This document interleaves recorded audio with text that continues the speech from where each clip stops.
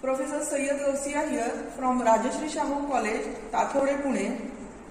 Today I am going to deliver this video on introduction of different component of industrial building with the help of model which is made by one of my student.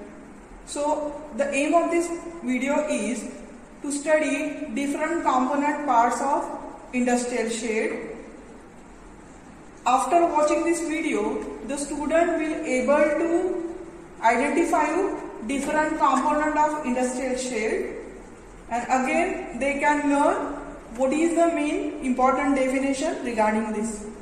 So let us start, students. First we start from top. This triangular part is known as roof truss, which is made by 4 members. This vertical member known as vertical post, inclined member sling, and the short vertical member strut, and this bottom member is known as bottom cord or tension member. So in this manner, roof truss can be made by this 4 member. Just see, this is the channel section here and here. This channel section is known as purlin.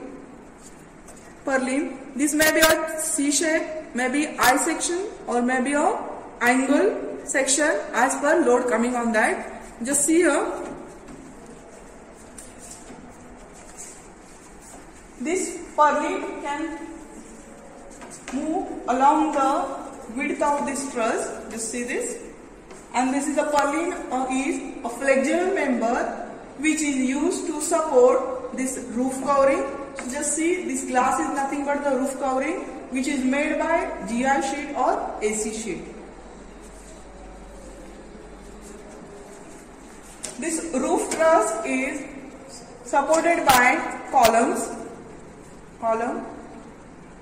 and the whole industrial shed is divided by number of trusses, 1, 2, 3, 4. So this spacing between these 2 trusses, it depends upon the economy of truss. So suppose the width of this building is 60 and spacing between these 2 truss is 4 meter, then number of trusses are 60 meter divided by 4. So total 15 trusses are provided throughout plus 1 additional. So total 16 trusses will be there in 60 meter span. Now let us discuss this part is known as column, and here we have provided 2 channel sections. 2 channel section is nothing but the built up section, and this built up section are joined by this inclined plate, and this inclined plate is known as lacing system. Here we use a single plate, so is a single lacing is there. If we provide another plate which form a X shape, then this type of lacing is known as double lacing. So this column can be joined by a horizontal plate, and this plate is known as battening. So column can be joined by number of battening. This is a top battening, bottom out battening, and this one is an intermediate battening. And just see here in this diagram, in this model, which is joined by bolted connections. So the industrial shed can be joined by bolted or welded connections. So this built up column is rest on column base, and in this case we are using gusseted base. So in that gusseted plate or gusseted base, the different components are, this horizontal plate is known as slab base, and this black plate is known as gusseted plate. This plate is gusseted plate. So this gusseted plate join the column and slab base with the help of cleat angle. So in that, student, are you getting? Now let's go. This column base is resting on concrete pedestal, and below that the soil is there. So the concrete pedestal is resting on soil. So this is the overall structure. Suppose this industrial shed is used for the purpose of storing is that workshop or any manufacturing unit, then there is a requirement of lifting load from one point to another. So in that case, here we provide an additional member.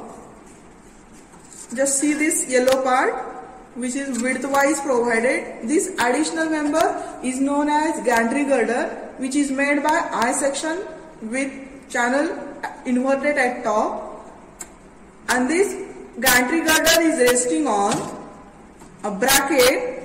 This bracket supported on column.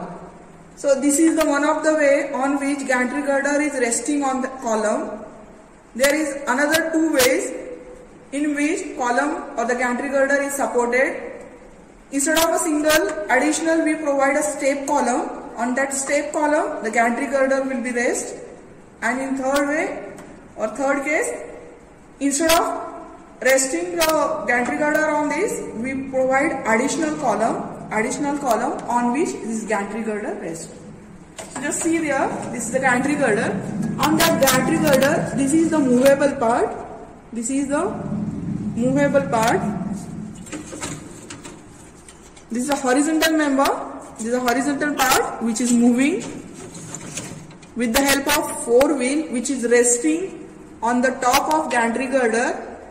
And at the top of gantry girder, rails are there, and this rail, these all four wheels can be moved. So this part which is moving width-wise, this part is known as crane girder or crane truss, and this crane girder is resting on gantry girder.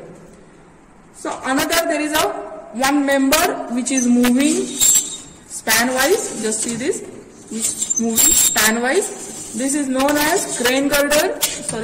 This member is known as crab or trolley, and this trolley is attached with hook, and with the help of that hook you can transfer the load from one point to another point. So this is the hook, and this moving part is again moving with the help of wheel, and it is resting on crane girder. So these are the different component member of industrial shed. Start from roof covering, roof truss, then column bases, pedestal, and below is and this pedestal rests on the soil. Next is gantry girder, crane girder, and this one is a trolley and crab. So these are the main different component parts. There is additional member is there. If we provide the section here, one plate here or angle section here and here, which form the X shape, this is nothing but the wind bracing. So wind bracing can be provided to connect these two columns as well as here also, or sometimes in above also we provide the cross member, this I section known as wind bracing. And what is that purpose? It supports the column against wind. So now, after learning different component parts, let us go some terminology regarding this truss. So first, the span of the truss. So what do you mean by span of the truss? The span of the truss is nothing but center to center distance between these two columns. So this is the center to center distance is known as span of the truss. Then this vertical distance, this topmost point is known as ridge. So this vertical distance is known as rise. Again, there is an angle of slope is there to that truss, which is known as theta. This one is inclined or sloping length is there. And the distance between these two purlin is known as spacing of purlin. Distance between these two purlin is known as spacing of purlin, and this purlin can be rest on the joint. Then next, the height of this industrial shed start from this point. This is here, at that point we provide eaves board. So the height from this eaves to bottom of that industrial shed, this point to this is known as height of truss. This is the rise and this one is the height of truss. Now there is one term is there, minimum hook distance. So what is that minimum hook distance? This trolley can be moved span wise, but it is limited and having a minimum distance is provided from center of the column, and this distance is known as center of this hook to center of this column is known as minimum hook distance. And what is the purpose to provide minimum hook distance? To avoid the damage of this column from the weight. Here we keep minimum hook distance.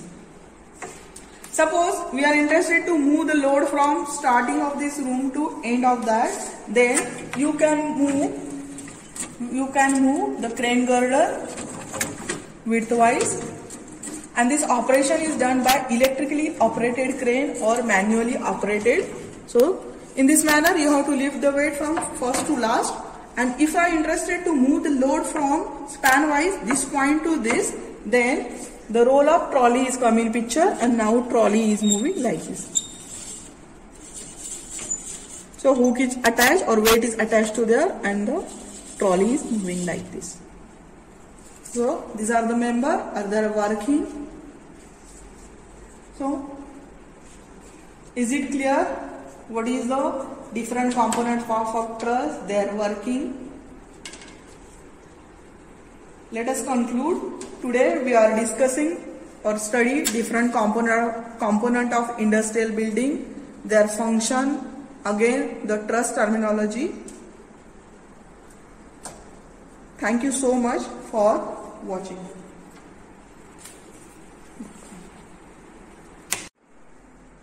Professor Sayyad Gausia here from Rajeshri Shahu College, Tathode, Pune. Today I am going to deliver this video on introduction of different component of industrial building with the help of model which is made by one of my student. So the aim of this video is to study different component parts of industrial shed. After watching this video, the student will able to identify different component of industrial shed, and again they can learn what is the main important definition regarding this. So let us start, students. First we start from top. This triangular part is known as roof truss, which is made by 4 members. This vertical member known as vertical post, inclined member sling, and the short vertical member strut, and this bottom member is known as bottom cord or tension member. So in this manner, roof truss can be made by this 4 member. Just see, this is a channel section here and here. This channel section is known as purlin. This may be a C shape, maybe I section, or maybe a angle section as per load coming on that. Just see here, this purlin can move along the width of this truss. Just see this, and this is a purlin is a flexural member which is used to support this roof covering. So just see, this glass is nothing but the roof covering which is made by GI sheet or AC sheet. This roof truss is supported by column, and the whole industrial shed is divided by number of trusses, 1, 2, 3, 4. So this spacing between these 2 trusses, it depends upon the economy of truss. So suppose the width of this building is 60 and spacing between these 2 truss is 4 meter, then number of trusses are 60 meter divided by 4. So total 15 trusses are provided throughout plus 1 additional. So total 16 trusses will be there in 60 meter span.